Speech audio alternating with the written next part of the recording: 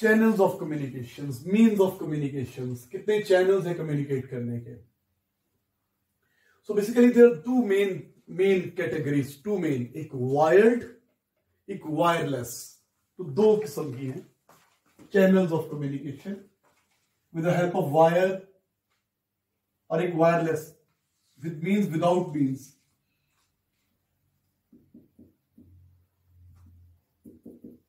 With wires या wires, means मतलब कोई मीन्स नहीं होता, और दूसरी है वायरलेस।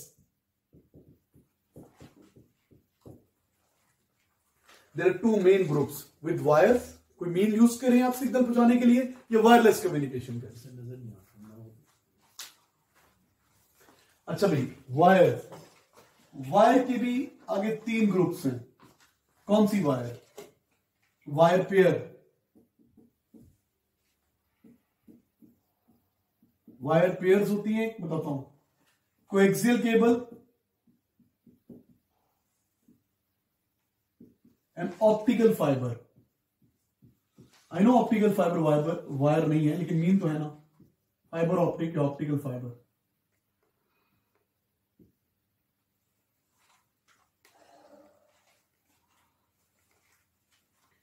वायरलेस कम्युनिकेशन,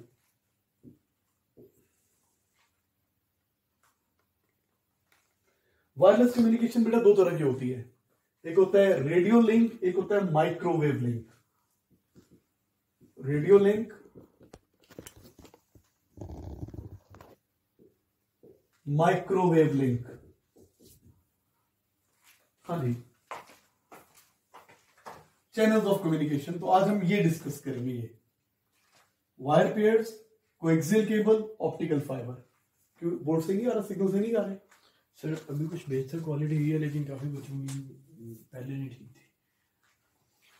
बेटा आप लोग जो देख रहे होते हो ऑनलाइन, आप कोशिश क्या करें आपके लैपटॉप पे और जितने भी एप्लीकेशन है वो बंद हो, सिर्फ ये देख रहे हो आप लोग, ठीक है। और जितने भी सॉफ्टवेयर चल रहे होते हैं वो भी बंद कर दिया करें, और जितने भी प्रोग्राम्स और चल रहे होते हैं इंटरनेट पे वो भी बंद कर दिया करें। अपने बहन भाई को कहें वो भी नेट यूज ना करें फिलहाल, तो फिर थोड़ी स्पीड अच्छी होगी। अच्छा भाई, क्वालिटी बेहतर है, वर्ड्स पूरे आ जा रहे हैं, ठीक है। अच्छा भाई, लिख लिया आप लोगों ने? तो अब हम टर्म में टर्म बात करेंगे। वायर पेयर, मैं रेस कर रहा हूं उसको। Channels of communication with means, without means, with wires, without wires, और वायरलेस। तीन किस्म की होती हैं wire links, pair wires, coaxial cable and optical fibre. आज हम ये डिस्कस कर रहे हैं। ये सिंपल, इसमें कॉन्सेप्ट नहीं है ज्यादा, सिर्फ पढ़ेंगे तो समझ में आ जाता है, कोई ज्यादा कॉन्सेप्चुअल नहीं है ये आज का काम। हाँ बेटा, तो मैं एक एक की बात करता हूं। सबसे पहले हम बात करेंगे वायर पेयर्स। रेस कर रहा हूं। वायर पेयर्स क्या होती है पता है? ये जो आपके लैंडलाइन टेलीफोन होता है ना, लैंडलाइन, एक तो होता है ना मोबाइल फोन ही, घर पे जो फोन लगा होता है लैंड तार वाला, उसकी जो तार आ रही होती है वो वायर पेयर है। वायर पेयर ये ऐसी होती है, ब्लैक कलर की होती है, ये ब्लैक कलर की ये वायर है, इसको ये प्लास्टिक कोटिंग ऐसे होती है, दो पेयर वायर्स होती है, ये वायर पेयर है। लैंडलाइन टेलीफोन में यूज होती है, यूज इन लैंडलाइन टेलीफोन, जहां पे कॉमन एग्जांपल है इसकी, यूज्ड इन, और भी जगह भी यूज हो सकती है, लैंड लाइन टेलीफोन, जहां भी आपने शॉर्ट रेंज कम्युनिकेशन करनी होती है वहां आप यूज कर सकते हैं। Okay, wire pairs, wire pairs. बेटा वायर पेयर्स क्या होती हैं? ये आपके टेलीफोन की जो वायर होती है ब्लैक कलर की होती है, इसकी इंसुलेशन को निकाल दे तो आपको अंदर के नजर आती है, ये कॉपर, ये जो नजर आ रही है ये कॉपर वायर है, इसके अंदर दो पेयर होती है। हाँ जी, क्या होता है जी इसमें जो सिग्नल जाता है ना, signal travel in the form of alternating current pulses. इसमें जो सिग्नल ट्रेवल करता है वो एसी पल्सेस की फॉर्म में ट्रेवल करता है। Signal travels in form of alternating current pulses. Signals travel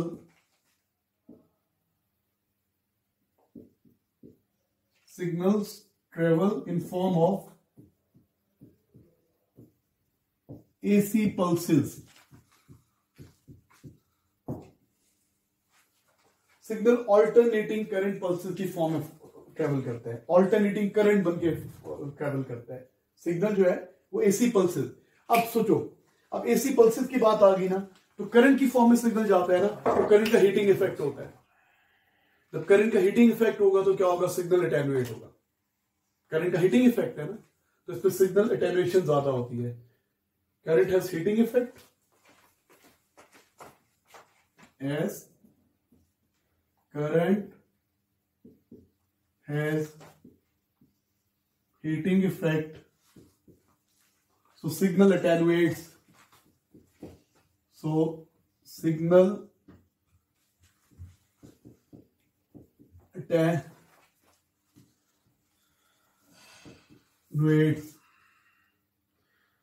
नजर नहीं आ रहा बच्चों को। अच्छा चले, अगर नजर नहीं आ रहा तो मैं बोल तो रहा हूं, अब सुन लें। पेयर वायर्स,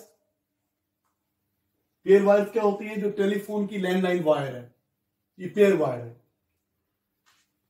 अच्छा, फिर सिग्नल इस पे पेयर वायर में कैसे ट्रेवल करते हैं, मैं डिक्टेट करा रहा हूं, लिखिए प्लीज। सिग्नल्स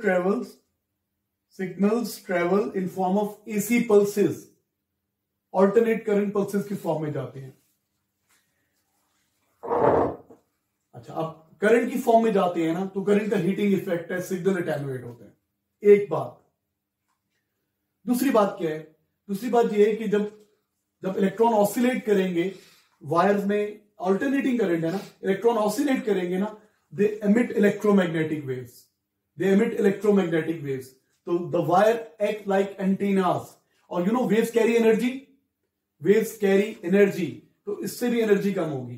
तो एक तो हीटिंग इफेक्ट हो रही है, और एक सिग्नल रेडिएट आउट हो रहे हैं। ये जो आपकी वायर है, ये ट्रांसमिटिंग एंटीना का काम कर रही है। एक बात, ट्रांसमिटिंग एंटीना का काम कर रही है। सिग्नल अटेन्युएट हो रहा है, and it is act like, the wire act like antennas, wire it act like antenna. The wire act like antenna, जिनको नहीं नजर आ रहा मैं बोल रहा हूं, wire act like antenna, antenna की तरह एक्ट करती है। उससे क्या होता है, it radiate out signals, it transmit signals to the surrounding. अब जब सिग्नल ट्रांसमिट होगा तो और ज्यादा अटेन्युएट होगा। It act like antenna and transmit signals to the surrounding, radiate signals. अब एंटीना की तरह एक्ट करती है ना, सिग्नल रेडिएट कर रही है, उससे क्या हो रहा है, सिग्नल फर्दर अटेन्युएट हो रहा है। तो सिग्नल फर्दर अटेन्युएट्स, एक तो हीटिंग इफेक्ट हो रही है, उससे अटेन्युएट हो रहा है, एक ऑल्टरनेटिंग करंट पास जा रहा है, इलेक्ट्रोमैग्नेटिक वेव्स एमिट हो रही है, वेव्स एनर्जी लेके जाती है, सिग्नल फर्दर अटेन्युएट हो रहा है। अच्छा, खाली ये ट्रांसमिटिंग एंटीना नहीं है, ये रिसीव भी करती है एक्सटर्नल इंटरफेरेंस को। एक वायर के सिग्नल्स को दूसरा कैच कर लेता है, कोई बाहर से कोई और नॉइज सिग्नल आ रहा है, कोई इलेक्ट्रोमैग्नेटिक वेव आ रही है, उसको भी कैच कर लेता है। तो उससे क्या होता है, इट एक्ट्स लाइक एंटीनास में ट्रांसमिटिंग एंटीना तो है ही है ना, रिसीविंग एंटीना भी है। तो क्या है, it acts like antenna, so it picks up external interference. The wire pick up external electromagnetic signals. Pair wire pick up external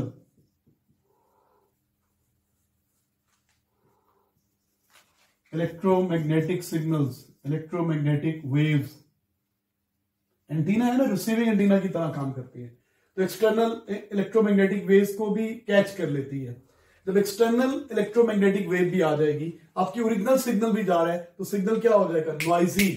एक तो थर्मल वाइब्रेशंस भी है वायर के अंदर, उससे भी नॉइजी होगा, और एक एक्सटर्नल इंटरफेरेंस भी आ जाएगी। तो क्या है, the wire pick up external electromagnetic waves, उससे क्या है, signal become noisy, signal become noisy external interference की वजह से, और किसकी वजह से, thermal. Signal become noisy due to external interference and thermal vibrations, due to external interference क्या हो रही है, एक्सटर्नल इलेक्ट्रोमैग्नेटिक वेव्स कैच कर रही है, एंटीना की तरह एक्ट कर रहा है. The signal become noisy due to external interference, external interference and thermal vibrations. Thermal vibrations की वजह से सिग्नल्स जो है नॉइजी हो रहे हैं, अटेनुएट हो रहे हैं, नॉइजी हो रहे हैं. तो भाई जब सिग्नल इतना ज्यादा अटेनुएट होगा तो आपको एम्पलीफायर चाहिए होंगे ना. लॉन्ग डिस्टेंस कम्युनिकेट तो कर ही नहीं सकते, सिग्नल अटेनुएट होता जा रहा है, सिग्नल अपने सिग्नल क्या करता जा रहा है, रेडिएट आउट होता जा रहा है, उसकी एनर्जी कम होती जा रही है, तो आपको ज्यादा एम्पलीफायर चाहिए. तो long distance communication is not possible, short distance possible है. अगर लॉन्ग डिस्टेंस करना है तो एम्पलीफायर्स चाहिए होंगे, आपको वायर को काटना पड़ेगा, एम्पलीफायर लगाना पड़ेगा, फिर सिग्नल भेजना पड़ेगा. तो long distance communication, for long distance communication amplifiers are required. For long distance communications amplifiers are required.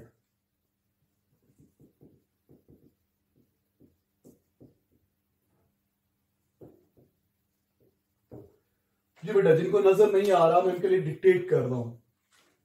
सबसे पहले हमने पहला पॉइंट मैंने क्या लिखवाया, signal travel in form of AC pulses, alternate current pulses की फॉर्म में जाते हैं. अब इससे दो तीन चीजें पता चल गई. ऑल्टरनेटिंग करंट है ना, तो इलेक्ट्रॉन ऑसिलेट कर रहे हैं.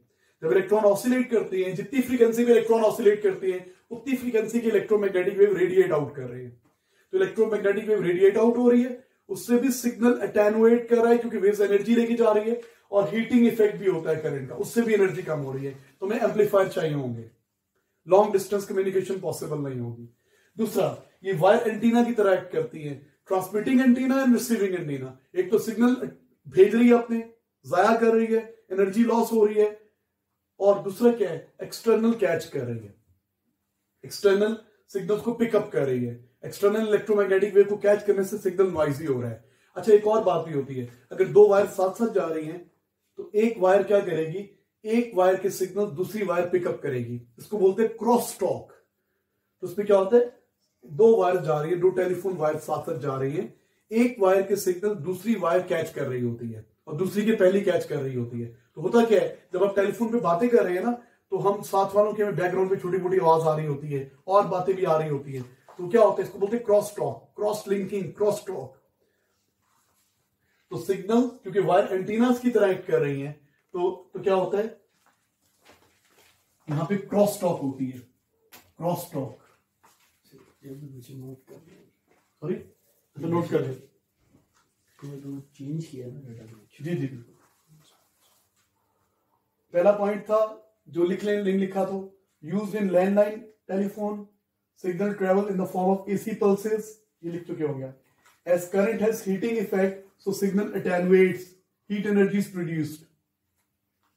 Wire act like antennas and radiate signals and catch signals. ये भी लिख देते हैं, radiate signals and pick signals and catch signals. जब सिग्नल रेडिएट करेंगे तो अटेनुएट होंगे, जब सिग्नल कैच करेंगे तो नॉइजी होंगे. The wires pick up external electromagnetic waves, external electromagnetic wave or noise. The wires pick up external electromagnetic waves or noise. So signals become noisy due to external interference and thermal vibrations. Signal noisy हो जाते हैं external interference की वजह से और thermal vibrations की वजह से. तो अब इतना ज्यादा सिग्नल अटेनुएट हो रहा है तो क्या होगा, for long distance communications amplifiers are required. For long distance communication amplifiers are required.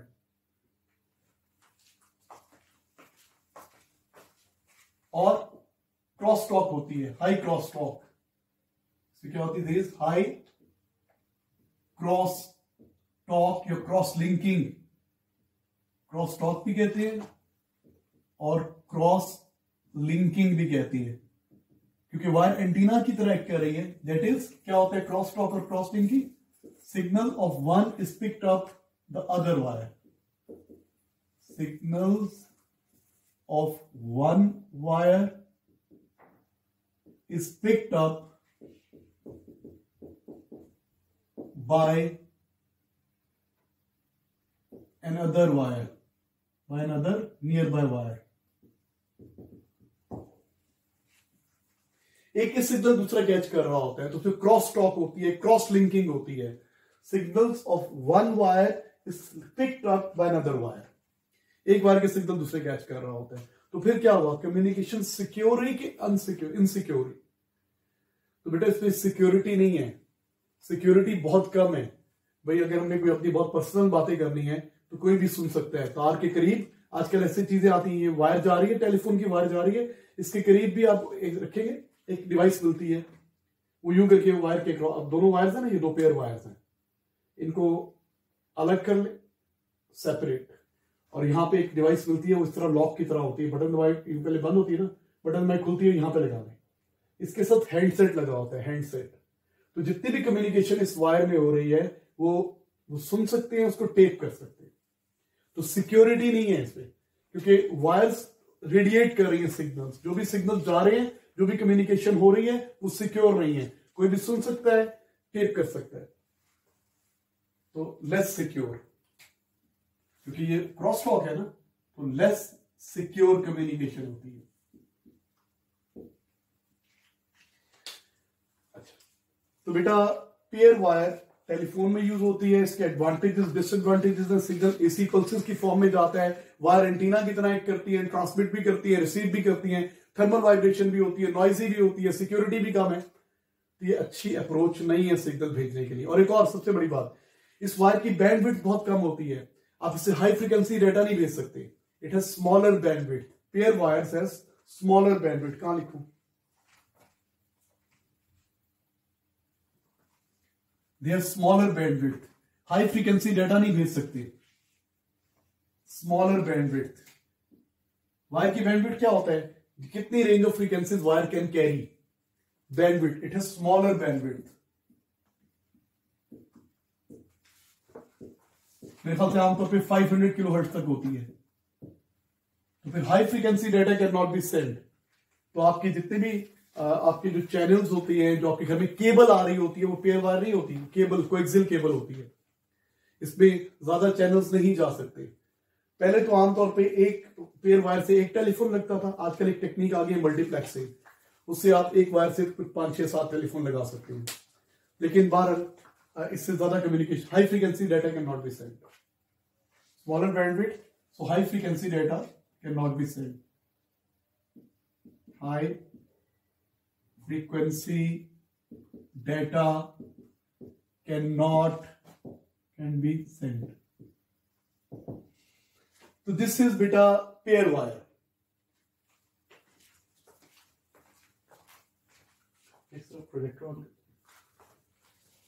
Pair wire. Pair wire में करंट की फॉर्म में सिग्नल जाती है. करंट का हीटिंग इफेक्ट होता है, तो सिग्नल अटेन्यूएट होगा, हीट एनर्जी बनेगी, और सिग्नल रेडिएट आउट होगा तो उसकी इंटेंसिटी, एम्पलीट्यूड कम होता रहेगा. तो हमें क्या चाहिए होगा? एम्पलीफायर चाहिए होंगे. तो लॉन्ग डिस्टेंस कम्युनिकेशन पॉसिबल नहीं है. लॉन्ग डिस्टेंस कम्युनिकेट करना है तो क्या करना पड़ेगा? वायर को ब्रेक करें, एम्पलीफायर लगाएं, फिर भेजें. तो फिर कॉस्टली हो गया ना, जगह जगह एम्पलीफायर लगाने हैं, 2-2 किलोमीटर बाद, 1 किलोमीटर बाद. और हाई फ्रीक्वेंसी डाटा भी नहीं भेज सकते, और सिक्योरिटी भी कम है इसकी. क्रॉस टॉक ज्यादा है, एक वायर के सिग्नल दूसरा कैच कर लेता है. नेक्स्ट बेटा कोएक्सियल केबल.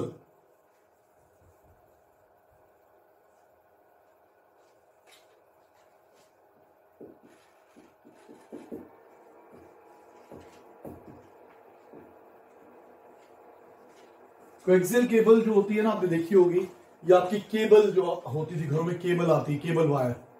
मैं दिखाता हूं.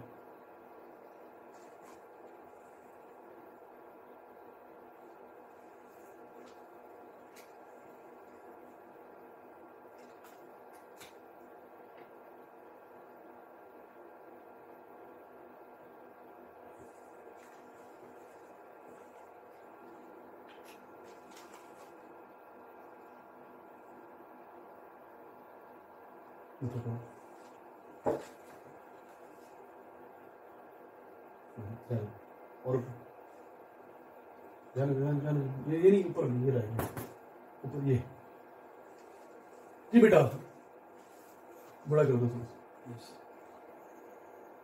बस दिमाग में बेटा। दिस इज केबल वायर, इसको बोलते हैं coaxial cable, cable wire, cable wire है। ये कॉपर वायर होती है, यहां पे ये कॉपर वायर है। इसके अराउंड प्लास्टिक जैकेट होती है, इसके around plastic insulation, polythene insulator होता है।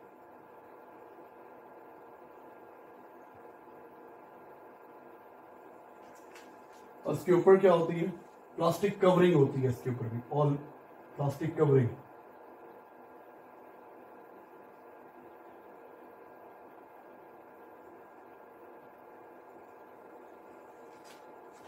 व्हाट इज दिस थिंग, ये जो वायर होती है जस्ट लाइक, इसको बोलते हैं कॉपर ब्रेड, आउटर कंडक्टर, जाली की तरह। अब इसको बंद करते हैं जी बेटा। ये होती है जी कॉपर, कॉपर वायर,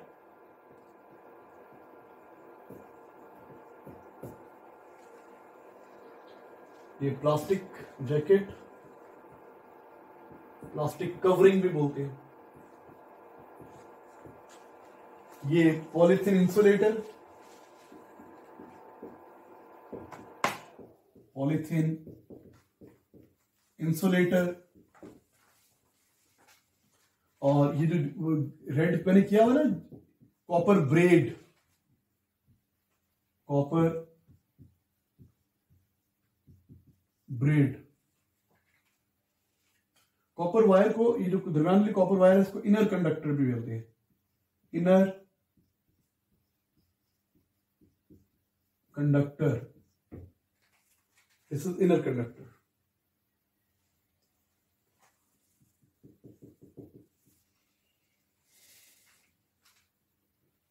ड्रॉ कर सकते हैं तो कर लें, यहां ड्रॉ कर रहा था, प्लास्टिक कवरिंग है, ये पॉलीथीन है, और यहां पे वायर होती है। आपने देखी होगी ये केबल वायर जो होती है, घरों में एंटीना की जगह पे लगाते हैं आप लोग, cable wire, coaxial cable.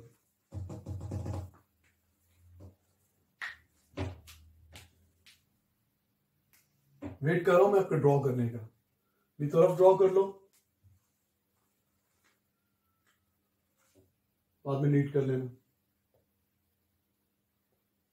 Coaxial cable, cable wire, जो घरों में केबल जो आ रही होती है, केबल वायर, ये वो है।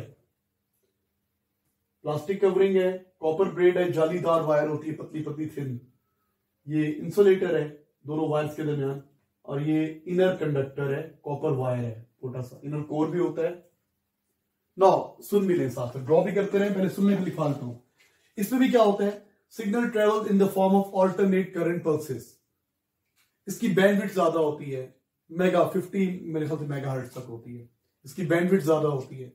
तो हम टीवी चैनल्स के लिए ये यूज करते हैं, at a time hundreds of channel देख सकते हैं आप इसके थ्रू। बेटा सिग्नल जाता है कॉपर वायर में, ये जो कॉपर वायर है ना, ये basically it acts like live wire.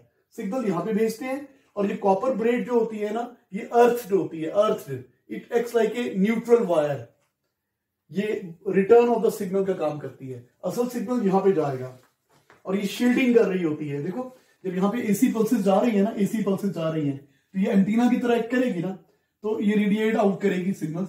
लेकिन ये जो कॉपर ब्रेड ऑल अराउंड है ना, it acts like A shield, shielding effect होता है, ताकि अंदर की सिग्नल्स बाहर भी कम जाएं और बाहर के सिग्नल अंदर भी कम आए।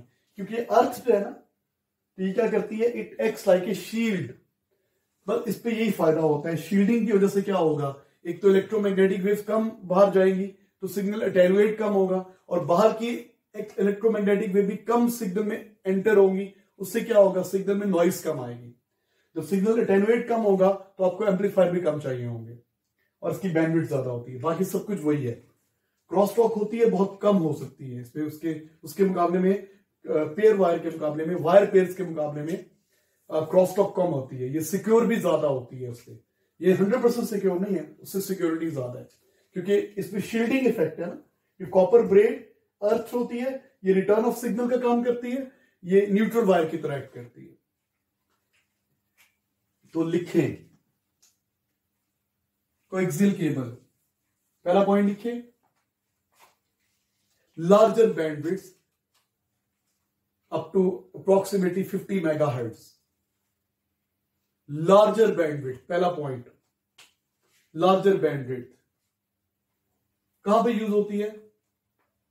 For TV channels, to transmit TV channels. TV के सिग्नल्स लेके जाती है, बहुत सारे चैनल्स लेके जा सकती है। अगेन लिखिए,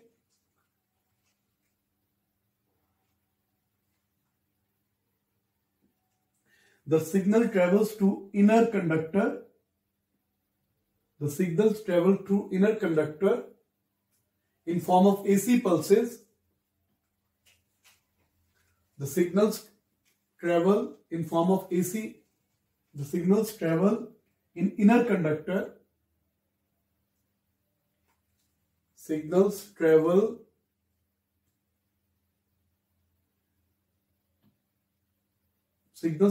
in inner conductor in form of AC pulses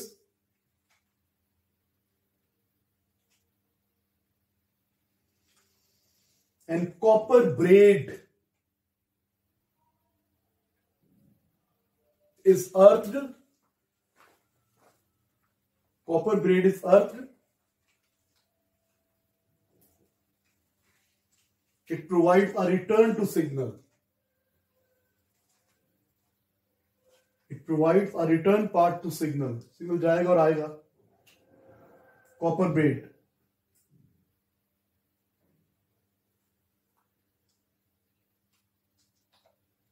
copper braid acts like a shield. It shields, shielding effect. It acts like a shield as it is earthed. It acts like a shield. Copper braid acts like a shield. अंदर के signals को बाहर जाने से और बाहर के signal को अंदर आने से प्रिवेंट करती है। जब अंदर के सिग्नल बाहर कम जाएंगे तो लेस अटेनुएशन होगी, और बाहर के सिग्नल एंटर कब होंगे तो क्या होगी? लेस नॉइजी होंगे। तो ये शील्ड की तरह काम करती है। हाँ, एसी पल्सेस है, हीटिंग इफेक्ट होगा तो सिग्नल अटेनुएट तो होगा इस पर, लेकिन उतना अटेनुएट नहीं होगा कि रेडिएशंस कम हो रही है।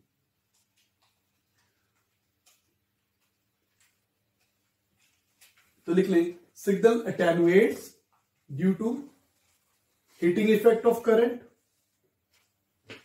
Signal attenuates due to heating effect of current.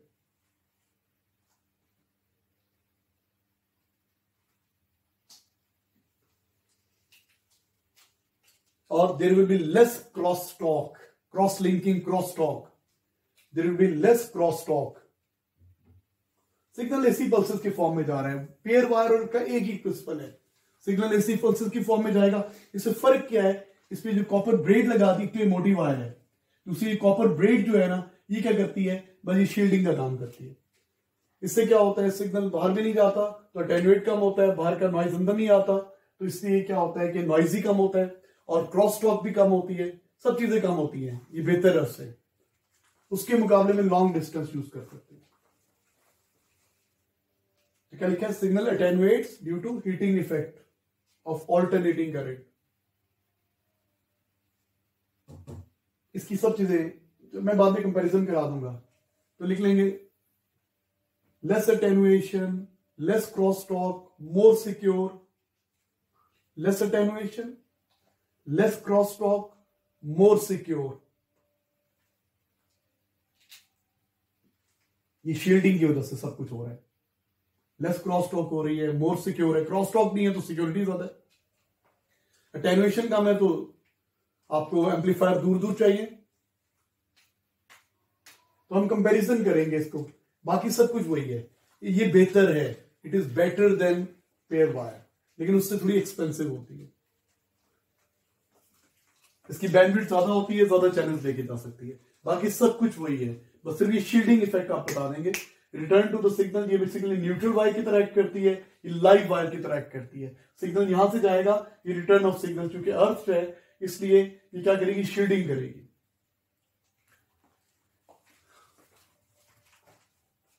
ठीक है जी। नेक्स्ट बेटा लिखिए optical fibre, fibre optic. Next fibre optic.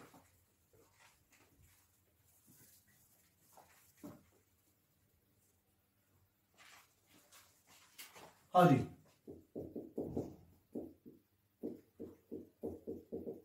Fibre optic और ऑप्टिकल फाइबर। ऑप्टिकल फाइबर क्या होता है, थिन फ्लेक्सिबल ग्लास रॉड। बिल्कुल सिंपल बना रहा हूं, बहुत सारी टाइप्स के आगे हैं। यहां पे सिग्नल जाता है, इसके बाहर भी क्लैडिंग भी होती है, इतनी डिटेल्स चाहिए नहीं आपको। सिग्नल आता है और टोटल इंटरनल रिफ्लेक्शन होते होते दूसरे एंड से निकलेगा, लॉन्ग डिस्टेंस।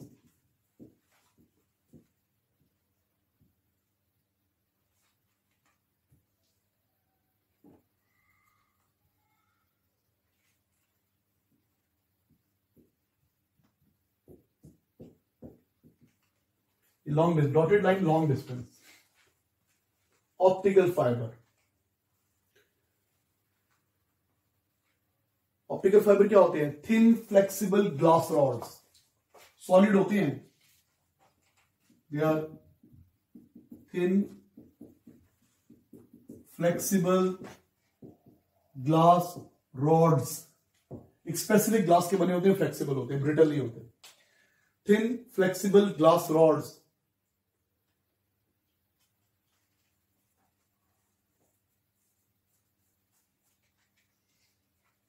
क्या करते हैं भाई, they act like a wave guide, signals को एक जगह से दूसरी जगह ट्रांसमिट करते हैं। They are used to transmit signals, पता है आपको, used to transmit signals.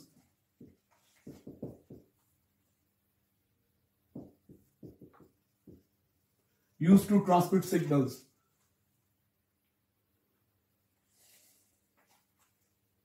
Signal कैसे ट्रेवल करते हैं, in form of light pulses. हम ओ लेवल में पढ़ा था ना कि लाइट पल्सेस जाती हैं, टोटल इंटरनल रिफ्लेक्शन होता है, यहां पे भी TIR, यहां पे भी टोटल इंटरनल रिफ्लेक्शन होते होते वहां से निकलती हैं।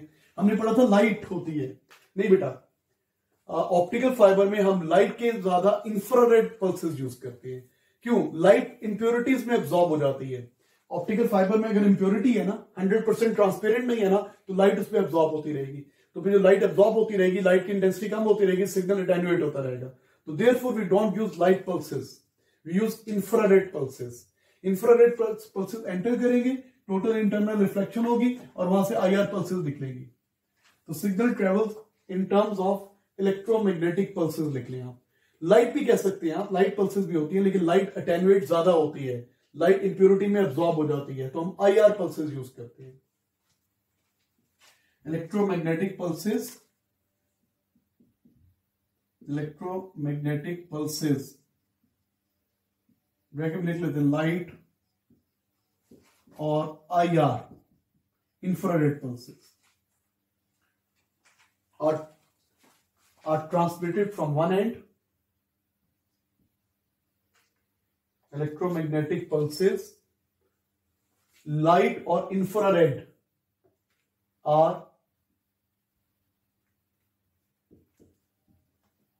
transmitted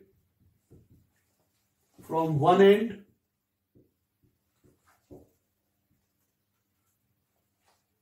तो क्या होता है, TIR takes place, TIR total internal reflection takes place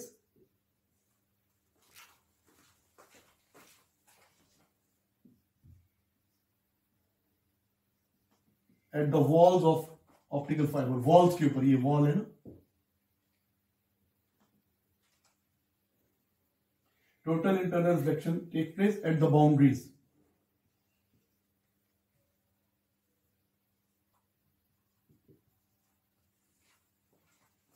at the boundaries. Total internal reflection takes place at the boundaries and signals emerge from the other end.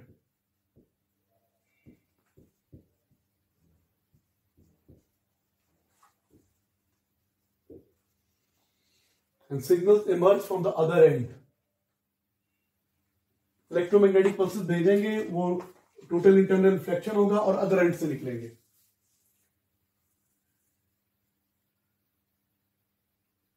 लिख लेते हैं. Infrared pulses are preferred. IR pulses are preferred as IR pulses do not absorb in impurities. Do not absorb in impurities. Light impurities में absorb हो जाती है. IR pulses are preferred as IR pulses do not absorb in impurities. So there will be less attenuation. So there will be less attenuation. So there will be less attenuation. तो long distance communication के लिए possible. Attenuate नहीं हो रहा ना signal, तो आप लंबा दूर तक यूज कर सकते हैं. आपको लेस एम्पलीफायर चाहिए होंगे. जी जनाब. अब क्योंकि लाइट पल्सेस की फॉर्म में, आईआर पल्सेस की फॉर्म में जा रहा है, करंट की फॉर्म में नहीं जा रहा, तो क्या होगा? हीटिंग इफेक्ट भी ना होने के बराबर है. नहीं होगा तो क्या होगा? लेस अटेनुएशन होगी. और ये एंटीना की तरह एक्ट नहीं कर रहा, तो क्या होगा? क्रॉस टॉक भी नहीं होगी, एक्सटर्नल इंटरफेरेंस भी नहीं आएगी, इलेक्ट्रोमैग्नेटिक वेव्स को कैच भी नहीं करेगा ये. तो बेटा ये बहुत बेहतर है. इसके सब एडवांटेज मैं आपको तीनों के रिलेटिव एडवांटेजेस डिसएडवांटेजेस दिखा देता हूं आपको. तो ऑप्टिकल फाइबर का फायदा क्या है बेटा? ऑप्टिकल फाइबर का ये फायदा है कि ये सिक्योर भी ज्यादा है, क्रॉस टॉक भी नहीं है, एक्सपेंस भी कम है, साइज में भी कम है. मैं आपको लिखवा दूंगा, डोंट वरी. पहले सुन लें, हम तीनों के इकट्ठे लिख लेते हैं ताकि याद हो जाए. बस सिग्नल इस तरह जाता है और एट ए टाइम आप क्या कर सकते हैं? डिफरेंट एंगल्स पे थाउजेंड्स ऑफ सिग्नल भेज सकते हैं. एक optical fibre thousands of signal लेके जा सकते हैं एट ए टाइम. इसका वेट भी कम होता है, एक्सपेंस भी कम है. ये ऑप्टिकल फाइबर खोले तो आप प्रोजेक्टर ऑन करें.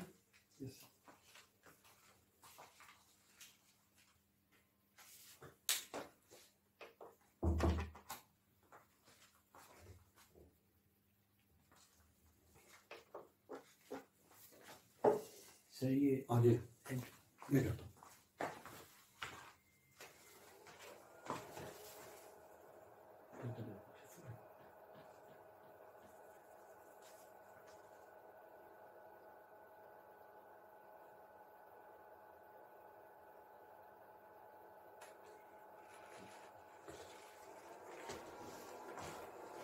हाँ जी बेटा, ऑप्टिकल फाइबर की बैंडविड्थ गीगाहर्ट्ज में होती है, तो जितना मर्जी डाटा भेज दें, इसकी बैंडविड्थ गीगाहर्ट्ज में होती है. तो हम सिग्नल्स को सेंड कर सकते हैं ऑप्टिकल फाइबर के थ्रू. लाइट पल्सेस नहीं भेजते, आईआर पल्सेस भेजते हैं. लाइट पल्सेस इंप्योरिटीज में एब्जॉर्ब हो जाती हैं, तो इंफ्रारेड पल्सेस इंप्योरिटीज में एब्जॉर्ब नहीं होती. कैसे भेजते हैं? वन को भेजने के लिए अगर लाइट पल्सेस भेज रहे हैं तो हम लेजर लाइट को ऑन ऑफ करवाते हैं. On off on of. 1 send करने के लिए ऑन होता है, 0 सेंड करने के लिए ऑफ होता है. तो हम on off on off on off तेज तेज करवा सकते हैं लेजर लाइट को, ताकि सिग्नल जा सके.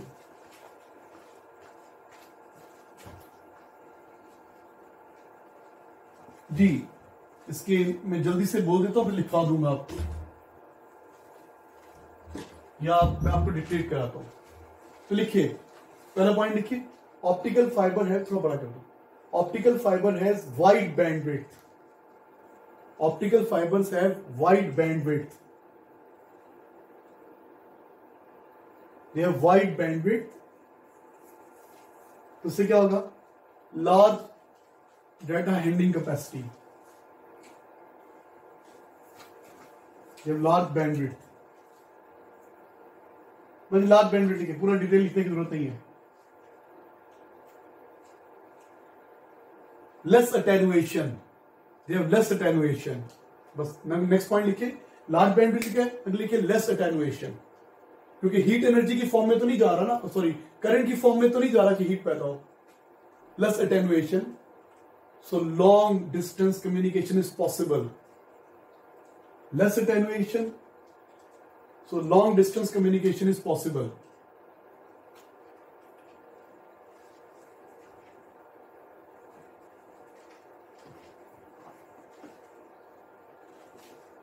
उसके बाद देखिए less expensive than metal wire, less expensive, it is less expensive, less expensive, smaller diameter and weight, less expensive, smaller diameter and weight, smaller diameter. Converting softwares.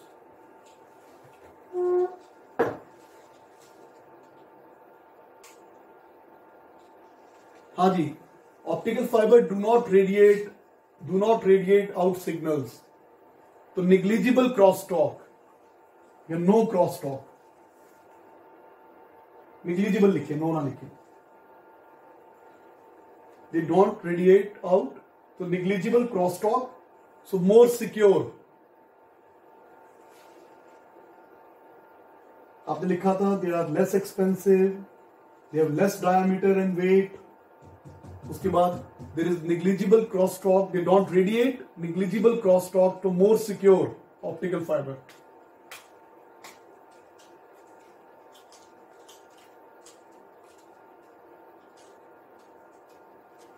और optical fibre they don't pick up the external interference. आपने देखा optical fibre जो होते हैं, national grid, जो बिजली की तारें जा रही होती है, उन्हीं खंभों से ऑप्टिकल फाइबर अटैच है।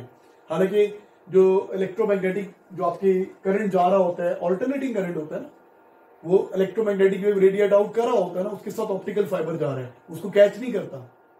तो ऑप्टिकल फाइबर एक्सटर्नल इंटरफेरेंस को कैच नहीं करता, तो सिग्नल लेस नॉइजी होगा, लेस नॉइजी सिग्नल। तो मैं इसका एक टेबल बना देता हूं, आपको याद करना इजी रहे।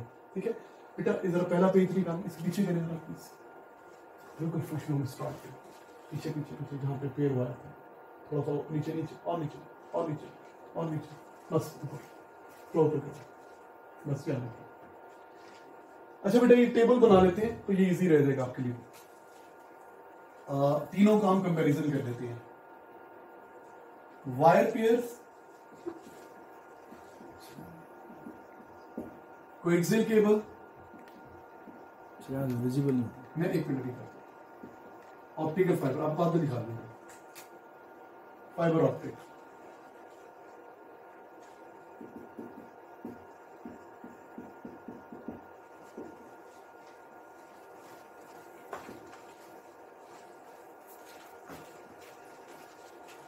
हम एक टेबल बना लेते हैं, याद करना इजी है बेटा, याद करने वाली चीजें, इसमें अंडरस्टैंडिंग नहीं है बहुत ज्यादा, आप परेशान ना हो। Bandwidth,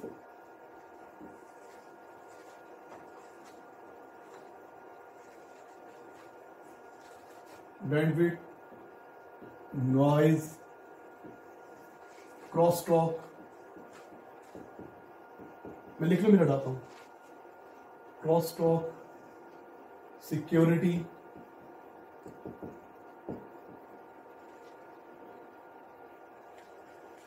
attenuation,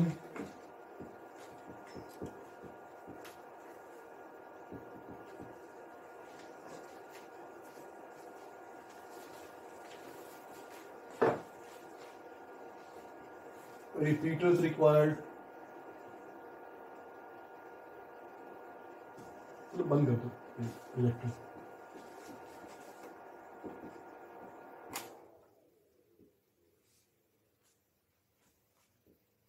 cost, convenience. जी बेटा, हम सबको कंपेयर कर लेते हैं तीनों को ना, तो फिर आपको इजी रहेगा याद करना, अलग अलग याद करना मुश्किल है। एक टेबल बना लेते हैं, BW bandwidth,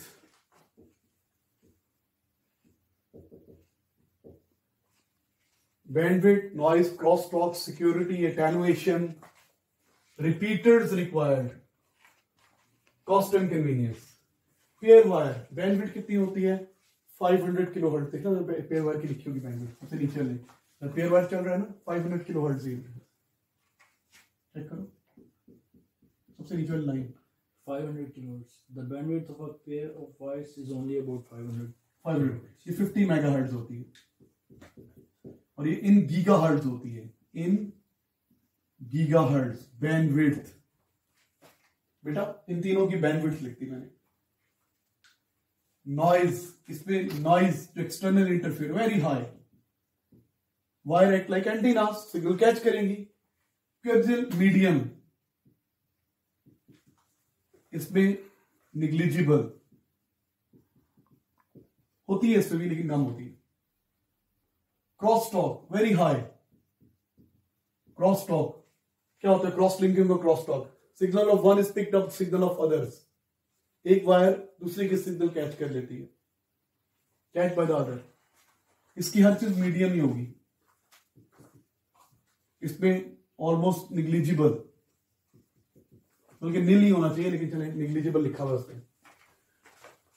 security very low, इसकी security medium, very high. Attenuation, जितना सिग्नल लॉस होता जाएगा उतनी अटेनुएशन क्या है? हाई होगी। इसकी दो चीजें हैं ना, एक तो हीटिंग इफेक्ट हो रहा है, करंट की फॉर्म में जा रहा है ना, और इलेक्ट्रोमैग्नेटिक वेव रेडिएट आउट भी हो रही है, तो अटेनुएशन हाई। इसमें शील्डिंग हो रही होती है, ऑल्टरनेटिंग करंट तो जा रहा है लेकिन वो एक्सटर्नल कॉपर प्लेट शील्डिंग कर रही है, तो उसकी मीडियम। ऑप्टिकल फाइबर की लो, अटेनुएशन यहां भी होती है।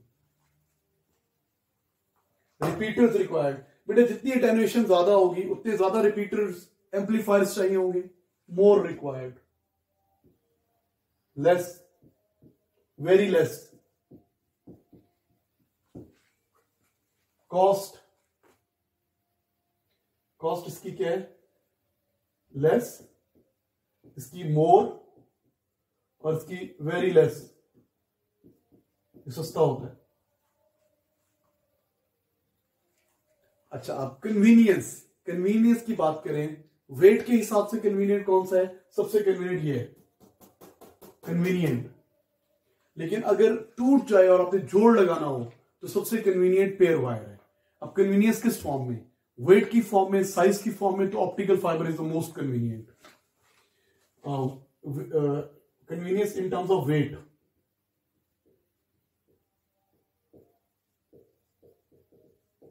It is most convenient. इन दोनों में मुझे नहीं पता किसका वेट ज्यादा होगा, ठीक है। It is most convenient, wet की फॉर्म में सबसे कन्वीनियंट हल्का होता है। इन दोनों में मुझे नहीं पता कौन हल्का होता है, लेकिन अगर आपको जोड़ लगाना पड़ जाए, अगर आपको डिस्कनेक्ट हो गई है, वायर कट गई है, तो पेयर वायर का कोई भी जोड़ लगा सकता है। हाउस वाइफ जो होती है, घर की माएँ जो होती हैं, अम्मियाँ जो होती हैं, बहनें होती हैं, वो खुद भी लगा सकती हैं। टूट गई वायर छीलें, उसको जोड़ दें, मिला दें, ऊपर टेप कर दें। इसको जोड़ लगाना जरा मुश्किल होता है। ऑप्टिकल फाइबर को जो है ना, ऑप्टिकल फाइबर ऑप्टिक को आप प्रॉपर कनेक्टर चाहिए होती है, ठीक है। तो कन्वीनियंस किस फॉर्म में, तो आपको पता होना चाहिए। तो बेटा ये इंपॉर्टेंट बहुत ज्यादा नहीं है, बस एक एक कोई चीज प्रॉपर्टी पूछ लेता है, कंपेरिजन पूछ लेता है। मैं तो बच्चों को समझा ही नहीं करता था, बस ये टेबल बना देता था। ये आपको मैंने सारा बता दिया कि सिग्नल कैसे जाते हैं। तो वायर्ड कम्युनिकेशन के 3 चीजें हैं, मैं ये लिखवाता था, pair wire, coaxial wire, optical fibre. बस ये टेबल आपको आना चाहिए। ये कंपैरिजन पूछेगा एग्जामिनर अगर पूछेगा आपसे तो। Bandwidth, noise, cross talk, security, attenuation, repeaters, cost and convenience, तो ये आपको आना चाहिए, इसको याद कर लें। बाकी पता ही है कि वायर में ऑल्टरनेटिंग करंट की फॉर्म में जाएगा तो हीटिंग इफेक्ट होगा, ये सब चीजें में आती हैं, ठीक है बेटा। सो इंशाल्लाह कल मुलाकात होगी। Thank you students.